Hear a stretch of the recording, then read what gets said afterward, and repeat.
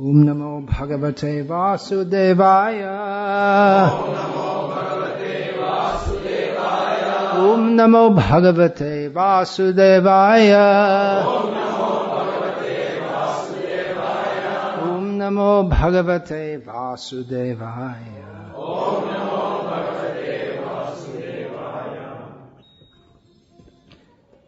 Continuing to speak on Sri Vishnu Sahasranama, one name, Naikakarmakrt, who does not do one kind of work, or one work. This could be taken to mean that he doesn't do any work, but that wouldn't be such a good understanding, because then it would just be akarma, or nakarmakrit, one who doesn't do any work at all. Means he doesn't. What it means is that he doesn't do only one kind of activity. He's multifaceted. I'm going to speak on this, or have speaking on this as the matter that with one action he performs many tasks. So we can go through all the known pastimes of Krishna, and we'll find that everything he does fits this. So we could get stuck on this name for a few lifetimes, many lifetimes. I think many of you have memorized these Kunti Stotram. Those you are in the Gurukul, those you memorized this. So you know, in the Kunti Stotra, Queen Kunti's prayers to Krishna, she gives various reasons that different people say why Krishna appeared in this world. That's already stated in one of the most famous and important verses in the Srimad Bhagavatam, which comes prior to this in the 3rd chapter of the 1st canto. Kunti's prayers are in the 8th chapter. Ete changsha kala pungsang krishnastu bhagavan swayam indrari vyakalam lokam hridayanti yuge yuge. Krishna is the Supreme Personality of Godhead, and he appears in every age. Whenever the enemies of Indra disturb the world. So it gives the idea that he comes with a particular purpose. That purpose is to rectify the disturbances in the world. Or lokam can mean the world, or it can mean the people. The people are disturbed by the enemies of Indra. So he comes to put things right, but it's the nature of this material world that things go wrong again. And so he comes again and again. He rectifies the situation generally by killing the enemies of Indra. But that's not all that he does. He does many things in all his avatars. So some of the reasons why has he come to this world? I'm like I said, you can go through the whole Srimad Bhagavatam just based, actually all the names in these 1,000 names. You can go through the whole Srimad Bhagavatam analyzing Krishna through each of these names.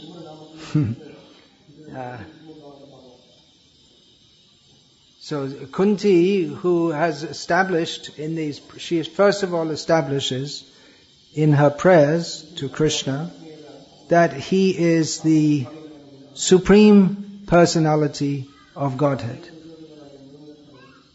Ishvaram Prakrite Param. He is beyond this material energy. He's inside it. He's beyond it. He's inside it and outside it. Antar Bahiravastitam.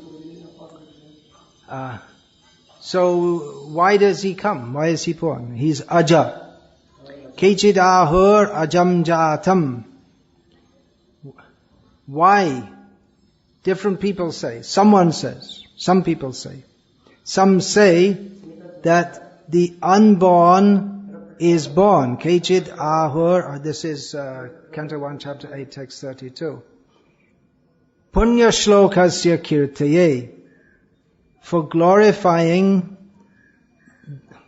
those who are themselves glorified in pious verses. Srila Prabhupada translates this. Some say that the unborn is born for the glorification of pious kings. Kings, they're supposed to do noble activities, and then verses will be composed in praise of them. And you can find where most of us are going to Sri Rangam, and you'll find that verses are composed for the kings who have done the pious activity of building some certain temple or mandapam or gopuram. Some shlok is composed to glorify their piety. Kirtim yasya sajivati. One who is famous, they continue to be glorified even after their death. So Krishna comes to glorify the pious kings, especially Yado Priyasyan Vavaye Malayaseva Chandanam, especially the pious kings in the dynasty of Yadu. Yadu is himself, and so many kings in that dynasty. Anyway, he's a great personality.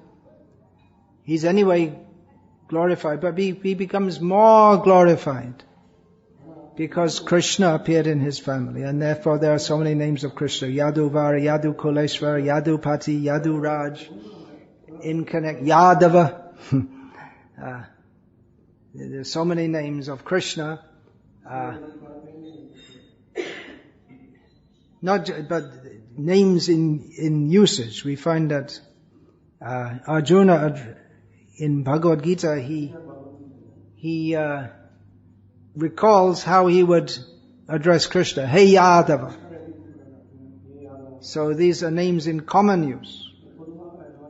So it's commonly known, it's well known that Krishna is in the dynasty of Yadu. So that's one reason.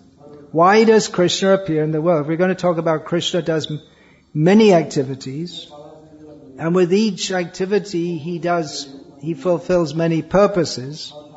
Well, we can start with his birth. So the first thing, Kunti Devi says, he appears to glorify Yadu and the kings in the line of Yadu.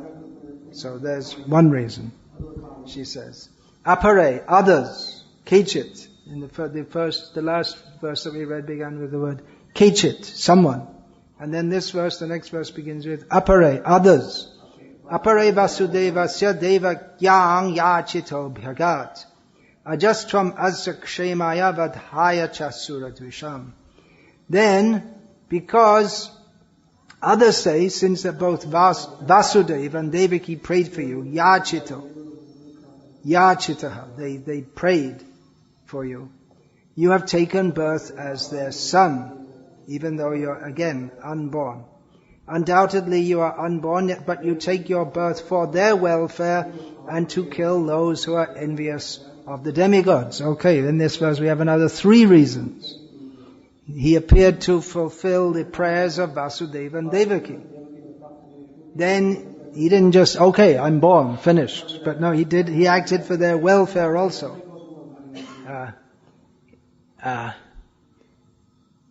They wanted, anyway, they're the eternal father and mother of Krishna, so naturally they wanted him to take birth from them. But when he appeared, he acted for their welfare. And he also killed those who are envious of the demigods, which comes to Indrari Vyakulam Lokam. The Vinashayata Dushkritam. Then, more reasons. Bharavataran Arnanye Bhuvo nava ivodadhau sidantya bhuri bharena jato hi atma bhuvartitaha. Others say, so there are all different opinions. People may say, what's the main reasons for Krishna's appearance? That the world is overburdened like a boat at sea. If you see a big boat in the port, of course many of you living in Salem may not have seen boats at all. Is it? Maybe some of you never even saw a boat in your life. Is it? Anyone? It may be. And especially not the big, if you have to go to some big port by the sea to see these huge ships. But if there's a storm at sea, it becomes, as Prabhupada said, he was on this boat, the Jaladuta, and if it's at port, it looks very strong, but in the storm, Prabhupada said, he said it was just like a matchbox being tossed around. It's just a helpless position. All these sailors can do is just close everything up and sit inside and chant Hare Krishna. If they're devotees, they have to strap themselves in also. There's nothing they can do. Pray for the storm to pass. There must be hundreds of boats on the bottom of the oceans of the world. Isn't it? Must be. So many have gone down. So it's like that, a boat which is Kunti, she herself. I don't know how she had experience of the sea. Maybe she went to Dwarka.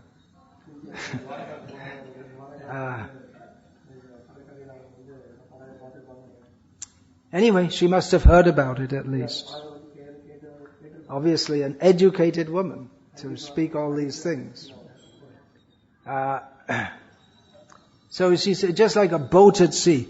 If you've had that experience, then it becomes a graphic analogy. We're sitting here very peacefully, but if you're on a boat at sea, which is at the mercy of the waves, then you realize how powerless we are. I've been in that situation at least twice, I can remember, in a plane that's being thrown around, buffeted or just going up and down, and people screaming, and you might live, you might not.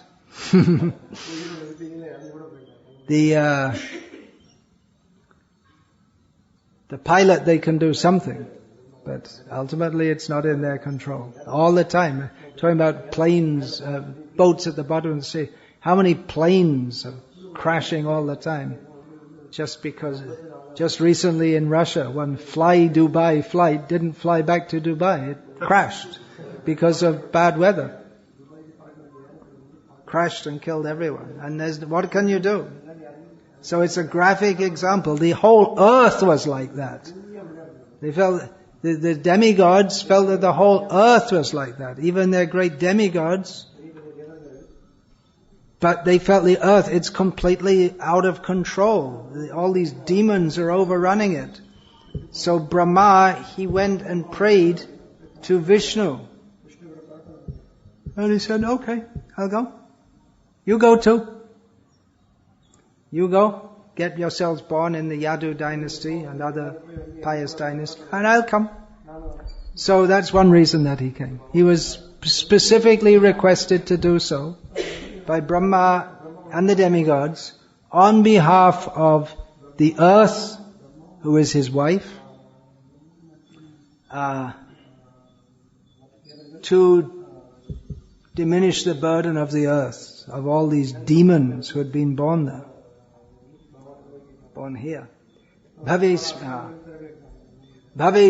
klishyamananam avidya kama karma bihi shravana smarana hani karishyan iti kechana. These first two lines of this verse, Srila Prabhupada said, the whole material situation is summed up. Bhavesmin, in this material world. Bhava means that which comes into being, which gives the idea that there's also destruction. So it's the world of birth and death, creation and destruction.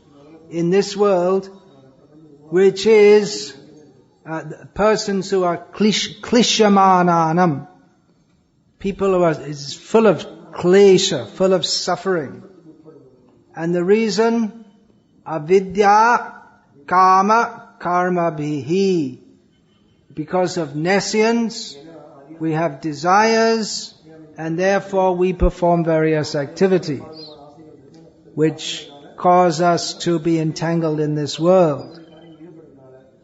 And thus, when we perform some activity, then more desires come and we remain perpetually in ignorance. So Srila Prabhupada said that the whole material situation is summed up in these two lines. Bhavesmin klishamananam avidya kama karma bihi. Ignorance leads to, or material desires are on the basis of ignorance, which leads to activities which bind us in suffering in the world of birth and death. Then Krishna comes. Some others say that Krishna comes, Shravana smaranahani karishan iti kechana. Others say that Krishna comes to rejuvenate the devotional service of hearing, remembering, worshipping, and so on, so that people, the conditioned souls suffering from material pangs, might take advantage and gain liberation. So Krishna comes to give a boost to the process of devotional service, that people can be reminded to hear and chant about Him, and worship Him, and remember Him. And also He performs activities so that there's something to hear and chant about. Otherwise, if He just sits on a throne in Vaikuntha and doesn't do anything else, then there's nothing much to hear and chant about. Then our life would be more interesting than His, even though it's full of suffering, but it would be more interesting than His. So we might like to hear and chant about ourselves or other people of this world. And that's what people are doing. People go on hearing and talking about others. Isn't it? Everyone likes to talk about someone else. And someone else, like a film star or a cricket star or a politician. They become the object of many people's discussion. In the neighborhood, there may be someone who's more likely to be badly behaved than well behaved. People gossip about this.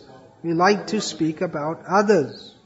They don't have information about Krishna, about His glorious activities. Bhuri karmana, elsewhere that's described. His glorious activities. But if we speak about Krishna, then we can be freed from this situation in material existence. And so Krishna comes out of His kindness to rejuvenate the process of devotional service. And Kunti Devi further explains this in the next verse, very beautiful verse, one of my favorite verses. Shrinanti gayanti grananti abhikshnasha smaranti nandanti tavehitang janaha taeva pashantya chirena tavakam bhava pravaho paramang padambujam. O Krishna, those who continuously hear, chant and repeat your transcendental activities, or take pleasure in others doing so, certainly see your lotus feet, which alone can stop the repetition of birth and death. So in this way she gives some reasons for the appearance of Krishna in this world. He appears out of His own mercy. Another name of Krishna is, there are so many names, Maya Manush. He's merciful, mercifully appears as if a human being. So Krishna appears in this world to fulfill many purposes. And when He's done the basic activities that he comes from, then he goes again. In course of time, he goes again.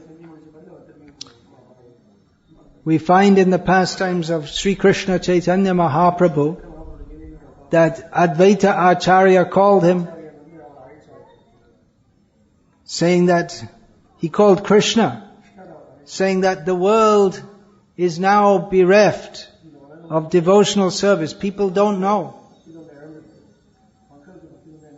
about Krishna consciousness. They don't know about prem, pure love of Krishna. So he, even though he's the Supreme Lord himself, he prayed for Krishna to come. You should come, the original form, to deliver Krishna prem. So Chaitanya Mahaprabhu came on the calling, the prayers of Advaita Acharya, and then later Advaita Acharya by some what's called praheli, or some kind of puzzle, riddle. He sent a message to Chaitanya Mahaprabhu that now the market is full of rice. There's enough rice in the market. So Chaitanya Mahaprabhu understood that Advaita called me, now he said it's okay, now everything's okay, now you can go. He said that when he heard this message, the others asked, well, what does it mean? And he said, I don't know. He said, Advaita, he calls a deity, and then when he's finished with the worship, he sends the deity away. You know, there's the process of making a deity.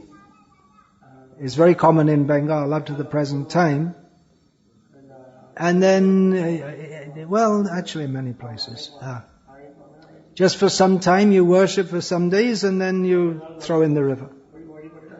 So he calls a deity, then sends away.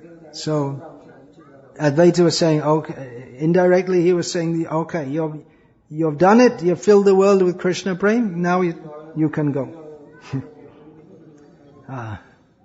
So, Krishna's pastimes. If we go through all of them, like I say, we'll be here for ever.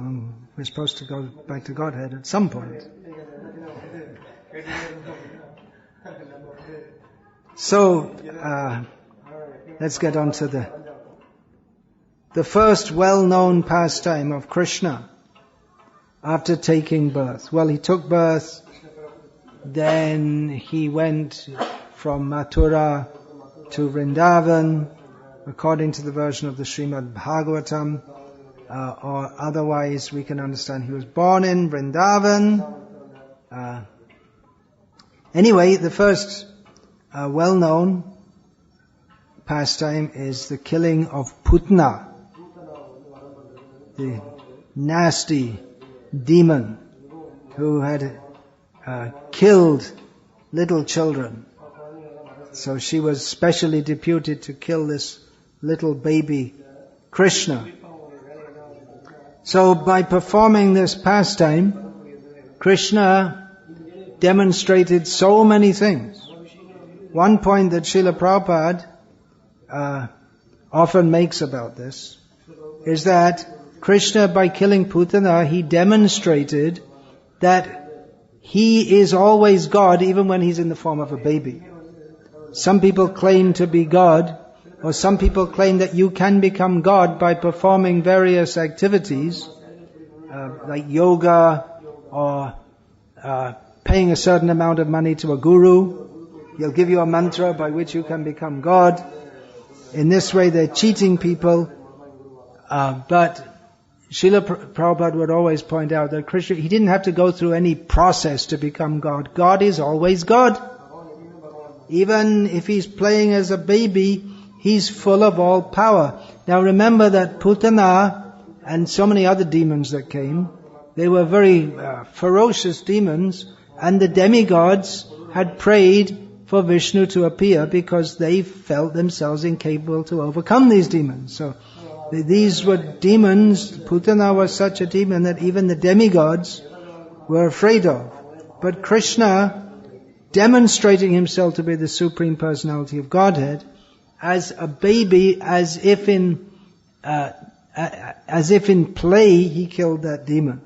So in this way he demonstrates that God is always God. He doesn't have to go through any process.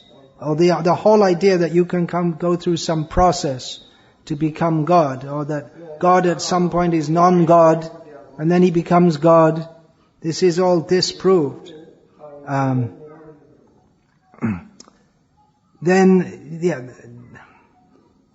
the general understanding, that's true when he kills any demon. Putana was the first. There's another thing that the first demon he killed, or major demon, was the Putana.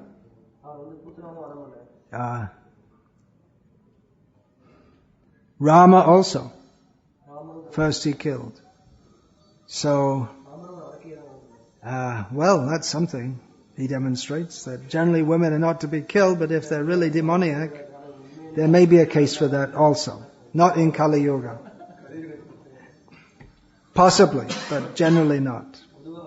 And anyway, killing is done by Krishna, not by us. We shouldn't imitate.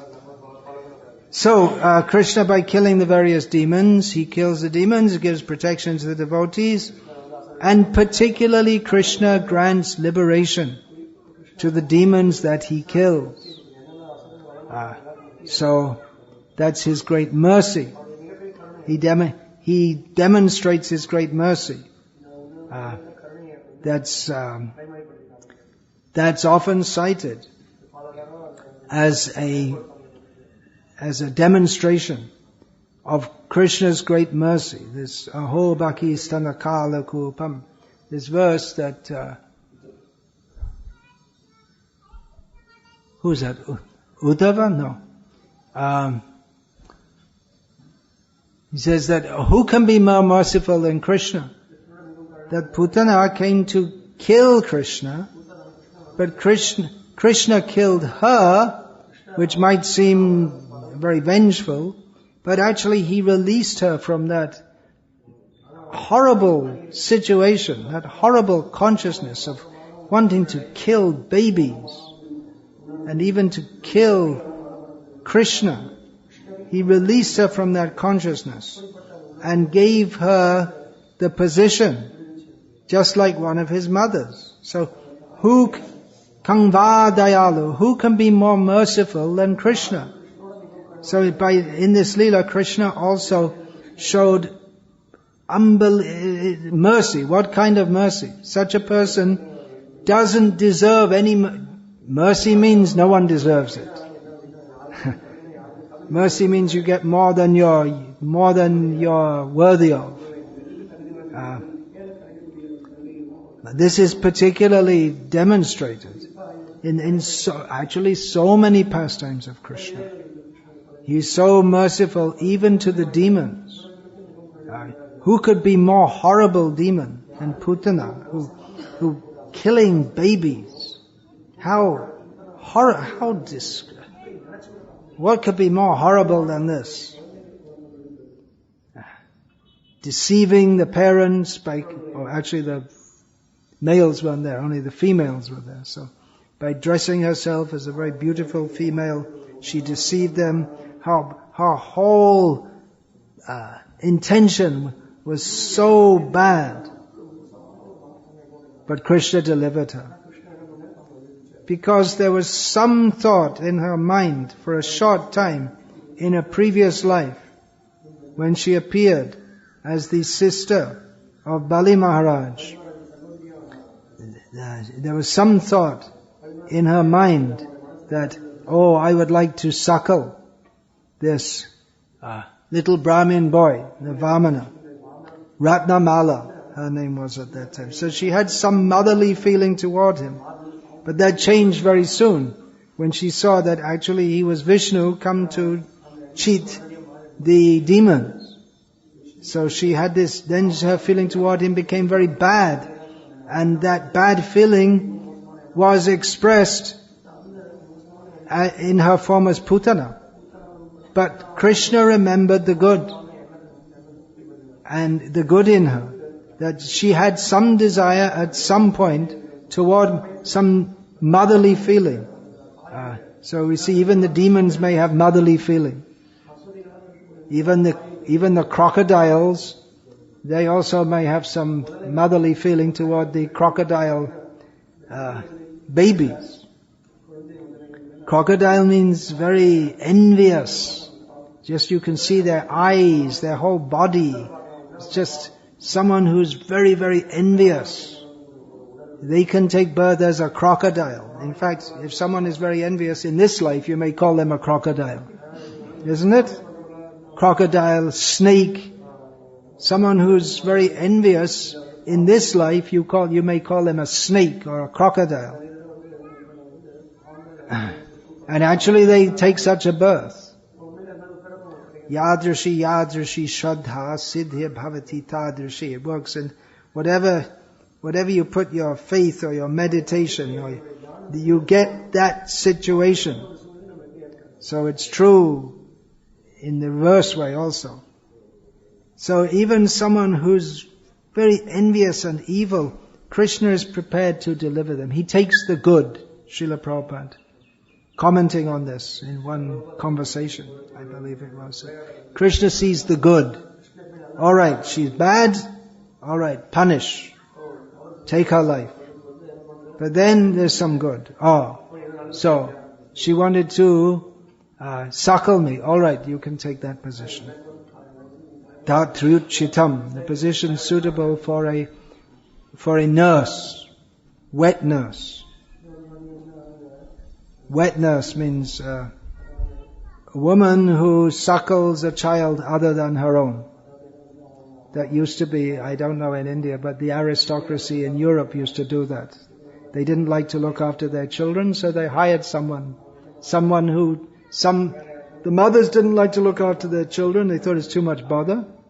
So they would hire some woman who had just had a child, and they would breastfeed the baby. I guess it must be there in Vedic culture also to have that word.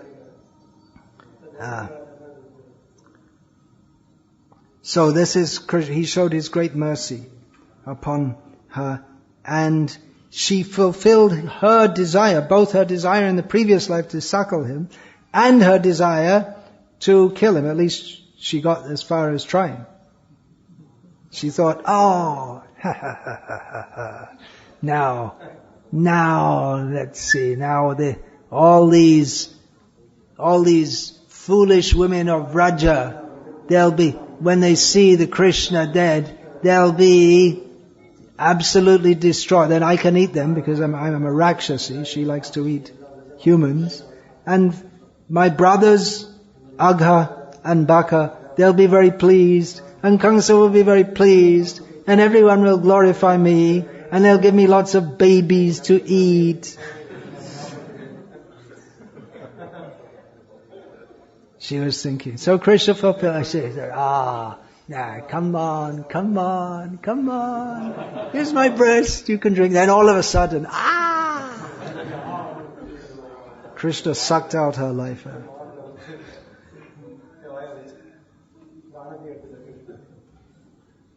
Krishna lives according to the Vedic culture.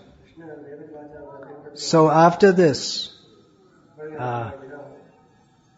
attempt on his life, the gopis, to protect him and to purify him from, of course there's no question of purifying Krishna, but they took him to be an ordinary boy. There's no question of protecting Krishna either, but that was their feeling. They smeared cow dung on him, and cow dung mixed with water, and they performed Vedic rituals. So Sri Krishna, in this way, he showed the importance of Vedic culture. This is just one instance. There are so many. Throughout his life, he showed the value of that by personally living it. He doesn't have to go through any rituals for purification or protection, but he doesn't have to accept a guru, he doesn't have to accept a wife. He was married 16,108 times. And if we accept the version of Jiva Goswami, more times also. He got married, he went back to Vrindavan and married all the gopis also. But he did so according to the Vedic rituals. He's automatically the husband of everyone. But he went through all the Vedic rituals. He acted as a responsible grihastha. And in this way Krishna demonstrated the point of Vedic culture, the importance. He doesn't have to follow it because he himself is the aim and object of the Vedic culture. Vedaischa sarveraham eva vedyaha. All the Vedas are meant for knowing Krishna. And then all the Vedic activities that Vasudeva, Paro Yoga, Jnana, Kratu, all these in this first canto, it stated that all the activities of the Vedic culture, they are centered on Krishna. They're meant for understanding Krishna. So Krishna doesn't have to follow, but he does. And one reason is to demonstrate the importance of that Vedic culture for all of us.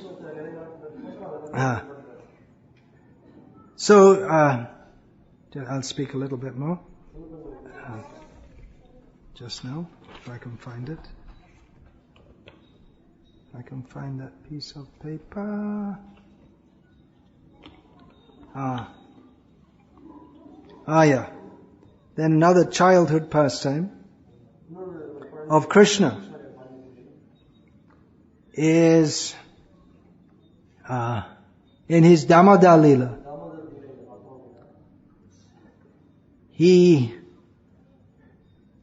played like a little boy, but at the same time, by not being able to be tied up by Mother Yashoda, he showed his power as the Supreme Personality of Godhead, so that she became bewildered, because she thought he's a little boy.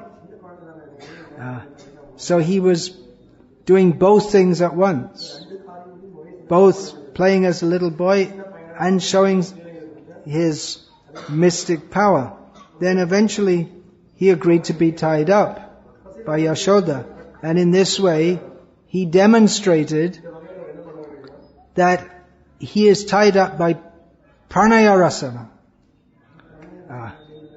He's tied up by the ropes of love. She could not tie him with ordinary, no ropes can tie him. But he agreed to be tied by her due to her love for him. So he's conquered by love. This is shown in Damodar Leela, that he is conquered by love. This is a statement which most people who consider themselves to be theistic, they may think that this is blasphemy, that God can be conquered. But that is his greatest glory, that he can be conquered by, that he agrees to become subservient to the love of his devotees. So Krishna, actually by even acting as a child in the house of Nanda Maharaj, Krishna demonstrates this. It's why it's very, very difficult for many people to understand this. If he's God, then why is he a little boy? And there are descriptions of him passing stool and urine. And God doesn't do that. Well, he does. I don't think God should do that. Well, maybe that's why he does it. He's not under your control. And also, then he's not God, in the sense that he's not acting as God. He's craving the love of Nanda and Yashoda and all the Vrajavasis. So he agreed to be tied up. Then, being tied up, he tied up to the mortar. Why is he tied up to the mortar? Mortar means it'll be some big stone, just like you have big stones here. Even if you have a stone, say this size, the size of this not very big table, and you tie a child to that, the child can't move. That's why you tie the child to it, because it's heavy, right? And he's stuck there, he's a prisoner. But Krishna dragged the mortar, which is not expected for a small child to be able to do that, because the stone mortar, I guess, would be something like this size, and it's too heavy for a child to move. But Krishna, he dragged the mortar. There must have been a lot of rope, because you might think that the rope would snap first.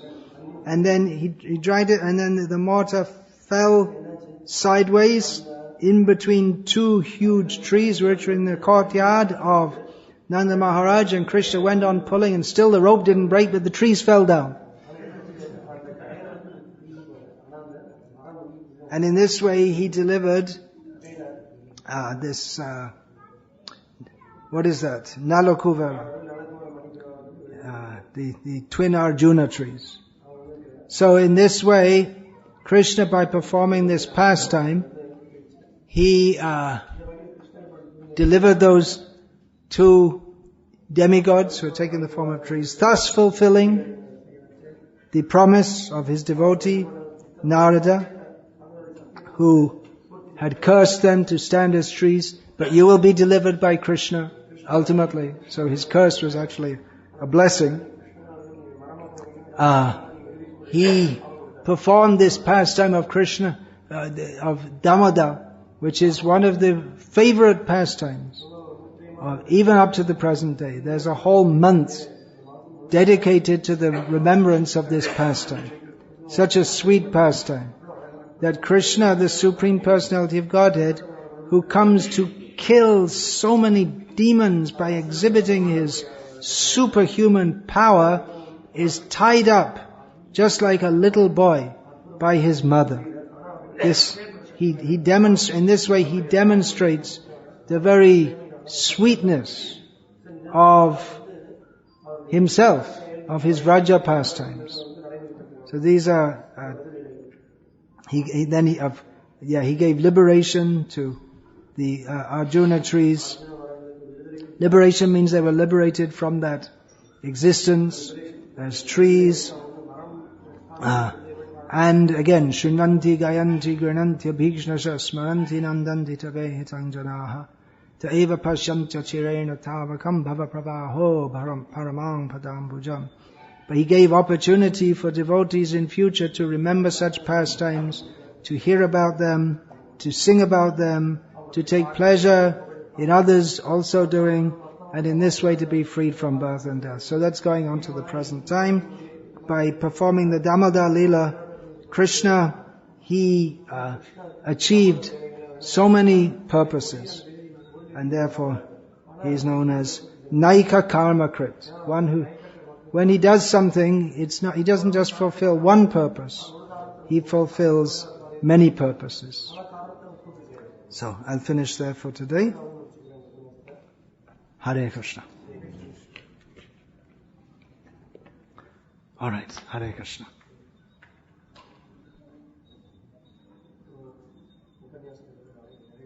Upanyasam samaptam. Do you say in Tamil, samaptam? No. You could say it in any North Indian language.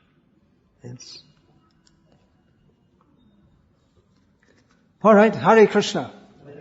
Go and do your many works.